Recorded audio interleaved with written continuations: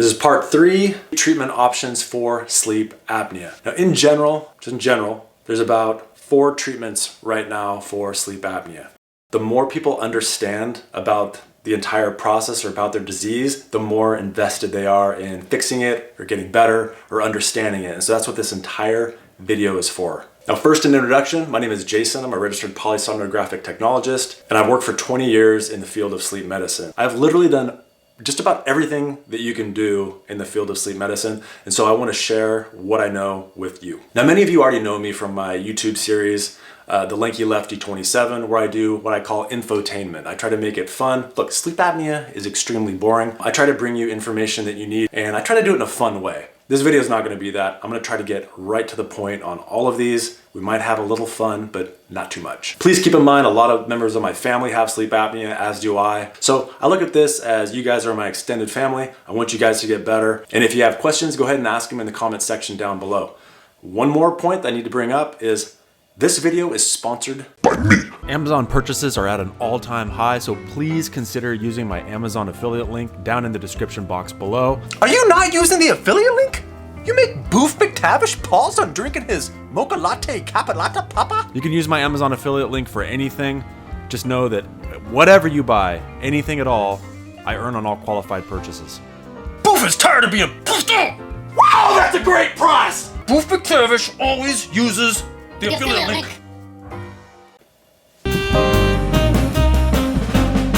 So there's basically 4 treatment options. One is CPAP, and under CPAP, I'm going to be including a ton of stuff. So there's CPAP, which is continuous positive airway pressure. That is one static pressure the entire night. Every time you breathe in and breathe out, it's staying at the same pressure. Then you have APAP, which is for automatic positive air pressure. And that is throughout the night, it's raising and lowering based on these set parameters that it has. Like the lower pressure would be 5 and 20 would be maybe the max. That's what a lot of people do, is 5 and 20. And we'll get into that later, but for now, that's what a lot of people do, so I'm gonna mention that now. Wink, wink. And in that, it's not breath to breath, it's a trend throughout the night based on an algorithm. So if you stop breathing, for example, 3 times in a 2-minute period, it's gonna ramp up a little bit. And then if you maybe don't do anything for a while, it might go up exploratorily or even down. But APAP is kind of always in flux, moving around within the set parameters based on what you're doing and its set algorithm. And the machines have different algorithms. Now, another mode that's gonna fall under that CPAP category is bilevel. Sometimes it's also known as VPAP, which is like variable positive airway pressure, or bilevel, meaning it has an upper inspiratory pressure. When you breathe in, it goes up to that pressure, and then when you exhale, it goes down to the lower expiratory pressure. So there's an IPAP, inspiratory pressure, and an EPAP, which is expiratory pressure.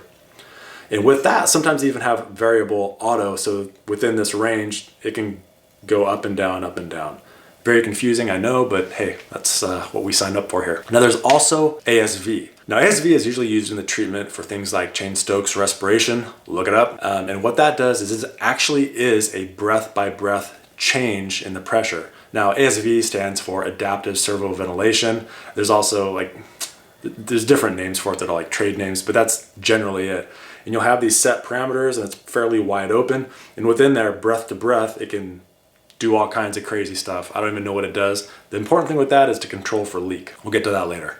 Now, another thing that falls under the category of CPAP would be VAPS, stands for Volume Assured Pressure Support. It's more of a hybrid ventilator. And basically what it does is it kind of reminds me of when my kids were old enough to understand what I was saying, but being a little jerks when you're trying to feed them like broccoli or something they didn't want to eat. And you'd say, well, this is going somewhere, you know, implying you're gonna. VAPS is much the same way, where it has a volume of air and it's gonna deliver it one way or the other. You're taking it no matter what. That's pretty much what VAPS is. So it's kind of a hybrid ventilator. Okay, number 2 mode of therapy for sleep apnea is an OAT, stands for oral appliance therapy. People call them other things, but in the industry, they're called an OAT. There's different names for these, all kinds of different names. I don't even want to get into it, there's so many. But basically, these are the ones that are made by a dentist or someone who's in the dental field. They're specially made for you. And the whole point of them is they thrust the jaw forward. And what that's supposed to do is open up the airway. So in general, that's how they work. Now we also have something that's fairly new. It's called hypoglossal nerve stimulation. The main brand name that you're gonna hear associated with this is the Inspire. And what the Inspire does is it's an actual implant. So it's implanted, you have a battery pack here. runs down into your diaphragm for some kind of a sensor. I'm not really sure exactly how it works with the sensor, what it's picking up, but then it has another lead wire that comes up and it innervates the hypoglossal nerve. Now that nerve is what's associated like with your tongue. So this sends an electrical pulse and firms it up by providing muscle tone. And it's supposed to do this while you're asleep, so it firms it up. And then lastly, for as far as therapy goes, we have positional therapy. So some people we find when we test them, they're much worse on their back than they are on their side. So if on their side, there's really not much apnea or hypopnea going on, and it's below that apnea, the AHI threshold of 5, then they can be treated positionally. Now there's products on the market. There's things that are expensive, like the night balance you can look into that buzzes you when you're on your back. But then there's things that are simple. You can just sew a tennis ball into your like a pocket and wear the t-shirt backwards, and every time you lay on your back it hurts, so you stay off your back. That's very specific. So positional therapy, you have to be positional, and it has to not include REM sleep. It's definitely not for everyone. So let's go ahead and go back and review some of these. So here's the main questions I ask when addressing what therapy is appropriate. So number one is the cause of the apnea being addressed and without doing harm? And the second is, what is the measure of success? So if you think about both of those and apply them to each of those therapies, I'm going to sandbag the way I answer these. When you consider oral appliance therapy, does it address the location of the apnea? Well, the way an oral appliance works is that it thrusts the mandible, your jaw, forward.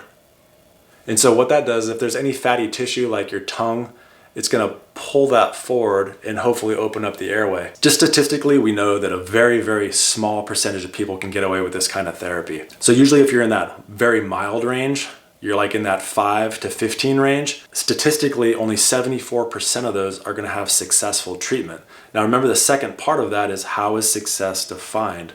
So of those, success is by dropping the apnea-hypopnea index in half. So if you just pretend like someone has a 15 apnea-hypopnea index, they use an oral appliance therapy, that drops it down to 7, you're still waking up from an apnea or hypopnea. Forget the RDI, you're still waking up from those 7 times per hour. Now, how would you like to have 7 awakenings per hour out of 8? That's 56 times you're waking up from some kind of an apnea while being treated. To me, that's personally unacceptable. I wouldn't do that. And that's for if you're very, very mild.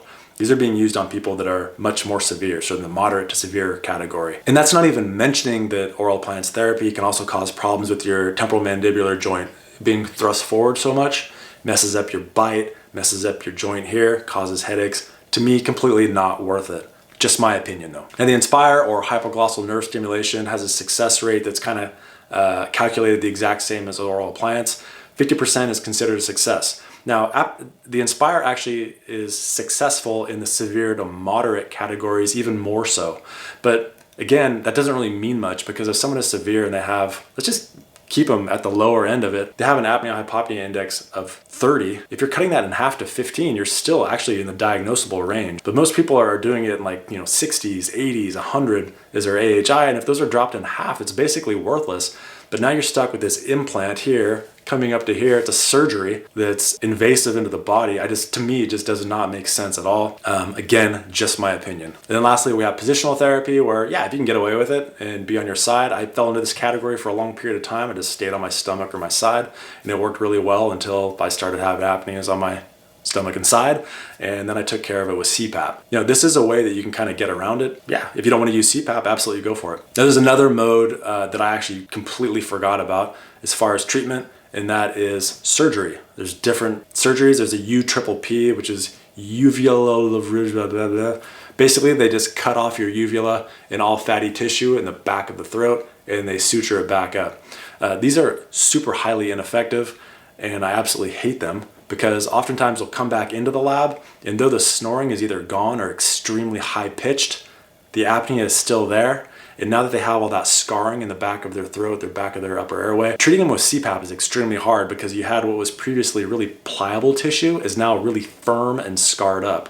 So it actually is pretty bad. That said, sometimes sleep apnea or CPAP can be resolved or even made better if someone has a deviated septum and that is repaired. So that's something that I actually would kind of recommend if that's something that you're looking into or have a problem with. But in general, surgeries typically aren't that good. The one surgery to look into, is the MMA, the maxillomandibular advancement. Of surgeries, that is probably the most successful, but by God, look into it before you talk to your doctor about it, because it is a doozy. That brings us to CPAP. CPAP is actually extremely effective in getting to the root of the problem.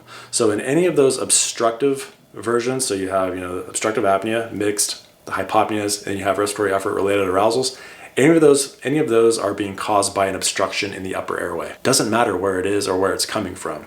It could be your uvula is too big, could be your tongue is falling back in your airway, could be a lot of excessive fatty tissue, could be pressure on the chest, just fatty tissue anywhere. And the nice thing about it is CPAP works like an aspirin.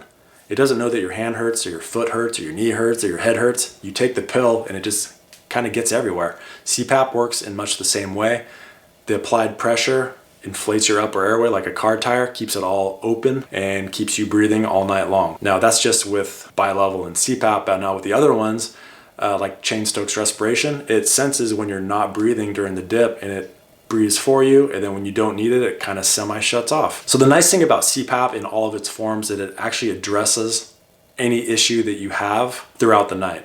Doesn't matter where it's coming from, it addresses them. That's not to say that CPAP is perfect. There's some apneas or hypopneas or central apneas that'll still slip through, but all in all, your total number of apneas and hypopneas per night is going to be way down. And the success rate for that is below 5 or less. Most people that I monitor are typically around 1 or 2, and those could probably easily be thrown out as being artifact. Next is going to be part 4, and it's going to be about CPAP masks. Thank you to anyone watching this video, but an extra special thank you to my top level Patreon supporters. Thanks buddy to Ken Spackman, Alan Liu, Matthew Gray, Stuart Hetherington, and Mona Swearingen. Thank you and thanks buddy. Buff McTavish always uses the affiliate link.